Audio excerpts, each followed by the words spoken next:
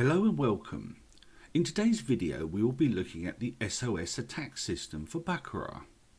I vaguely remember seeing this strategy once before posted on a forum, but in this case it was forwarded as a suggestion by subscriber Baccarat Dreamer. First off, let's look at the bet selection. This system is always played from the start of a new shoe. From the very first hand of a new shoe you will be betting banker, player, player. You only stop betting if you win one of these three bets or lose all three. Either way, once betting is completed you move on to the start of another shoe. What is attractive about this bet selection is that only one sequence, player, banker, banker, will be a loss of stake. All other combinations in the 3-bet series will win or break even, depending at what stage of the money management you are on. This gives us a theoretical 87.5% chance of winning a bet in a series of 3 in the long term. The money management uses a fairly simple approach. The recommended bankroll for this system is 35 units. There was no profit target supplied, but looking at the way the system works, I would place this into the hidden run style of play and would be looking to make 3 to 6 units per session or day. You start off with a simple 3-step martingale at stage 1, betting 1, 2 and 4 units respectively. When you lose a 4-unit bet and your balance is negative, then you move on to the next recovery level. If you lose a 4-unit bet but is still in profit, then continue to use the 3-step marty. The same principle works for recovery level 1 and level 2. Any time you return your balance to profit, you return to the 3-step marty. When in the progression levels, you are hoping for a win on your first bet, as these are the bets that will start the recovery of your balance. Second and third bets at this level just break even. If your balance of 35 units is gone, or you lost a 10-unit bet on recovery level 2, then walk away for the day, as this is your stop loss. Right. Before we look at some performance results, let me run you through some virtual play to demonstrate what I've already covered.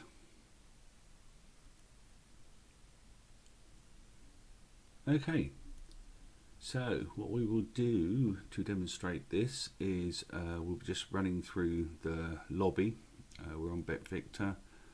These are evolution tables. Yep, evolution tables. And rather than waiting for the start of each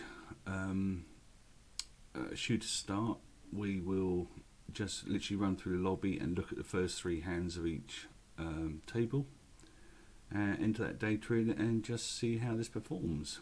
The spreadsheet we'll be using will be available for download in the video description, so feel free to download it and have a try yourself.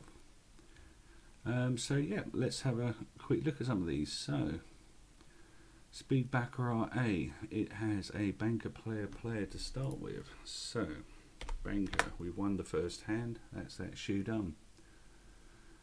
Speed Baccarat B is a player, banker, banker.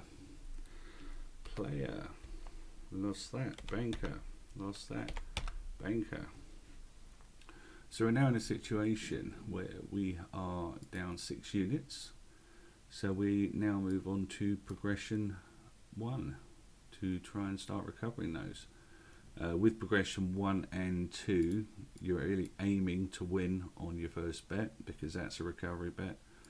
If you win on the second or third bet, then they are pretty much just a break-even bet. So let us have a look at Speed Baccarat C, banker, player, player. Banker, we win that, recover. A couple of units there. Speed Baccarat, where are we? D, banker, banker, player. Banker, yep, there we go again, another win. Speed Baccarat E starts off banker, banker, banker. So banker, we know we're going to get that on the first bet. Speed Baccarat F is a banker, player, player. Banker. And you can see with that win, Our balance is back into positive territory, so we're now back to the original 124. So we should be on G now. That's all bankers to start with, so we know we're going to win the first bet on that one. Then we have a player banker on H. Player banker. So again, that's taken us into negative territory, so we're back to the progression 1 for shoe 9. So we're at 1, 2, 3, 4, 5, 6, 7, 8, 9. So Baccarat I, player banker player, player banker player.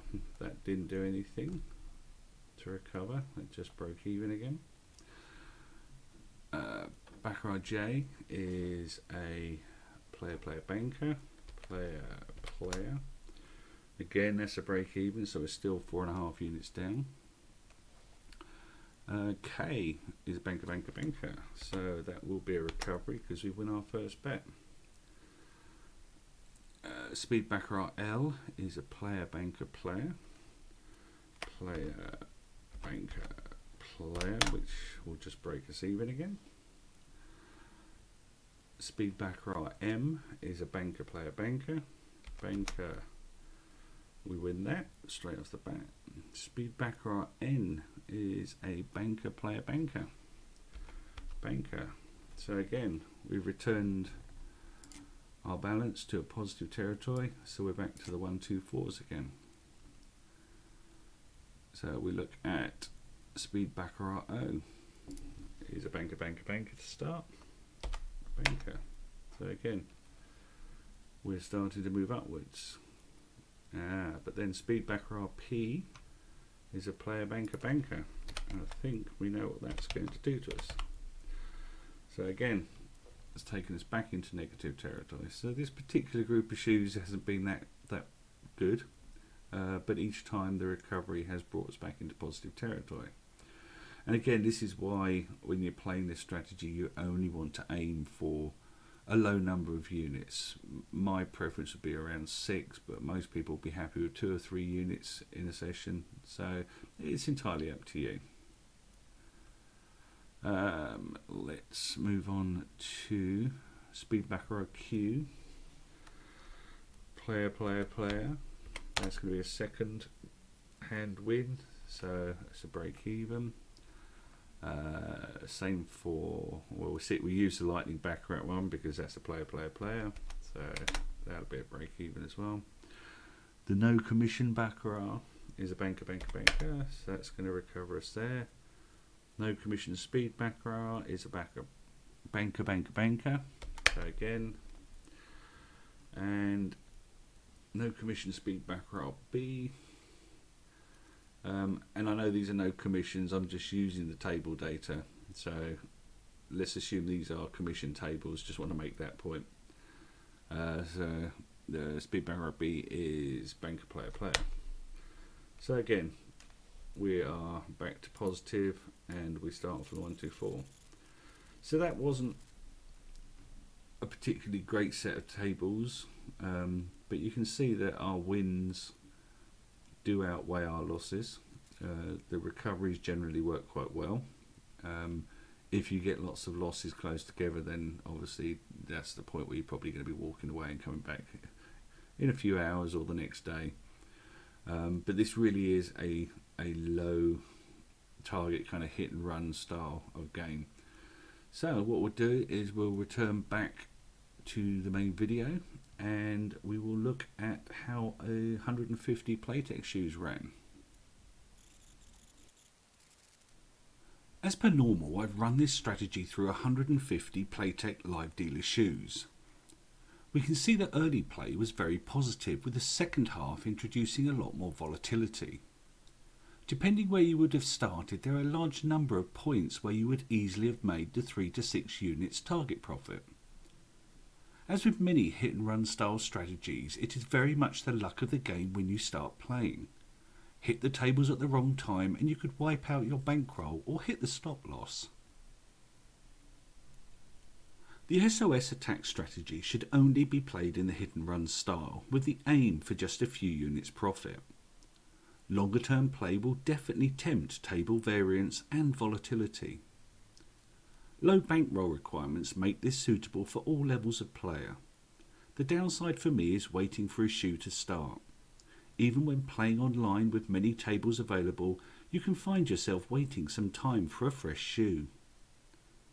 Our Playtex shoes produce an 85% win rate for the 3-bet series, with our total individual bets hitting exactly 50%.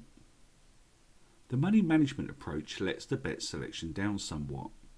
Whereas the base 3-step Marty performs well, the recovery levels rely on first bet wins, which can prolong the recovery process.